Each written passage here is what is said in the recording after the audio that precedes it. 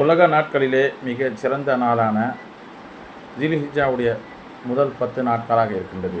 அந்நாளில் அதிகம் செய்யக்கூடிய அமல்கள் ஒன்று, அதிகமாக ஜிக்ர் செய்வது; இரண்டாவது, தஹஜ்ஜுத் தொழுவது; மூன்றாவது, தான தர்மம் செய்வது; நான்காவது, அதிகம் துஆ செய்வது; ஐந்தாவது, பெருநாள் தொழுவது; ஆறாவது, குர்பானை கொடுப்பது; ஏழாவது, ஹஜ் உம்ரா செய்வது. இவை அனைத்துமே இந்த மாதத்தில் அதிகமாக செய்ய வேண்டும் என்று சொன்னால், அல்லாஹ் தஆலா இந்த நாட்களில் இரவுகளையும் பகல்களையும் சத்தியம் செய்து சொல்கின்றான். ஆகையால் ஒரு கண்ணியமான நாட்களாக இருக்கின்றது. ஆகையால் இந்த நாளை நாம் பயன்படுத்தி அல்லாஹ்வுடைய நெருக்கத்தை பெற எந்தெந்த வழியெல்லாம் அமல் செய்ய வேண்டுமோ அந்த வழியில் அமல் செய்து அல்லாஹ்வின் நெருக்கத்தை பெறுமாறு அல்லாஹ் நம் அனைவருக்கும் தௌஃபீக் செய்வான்.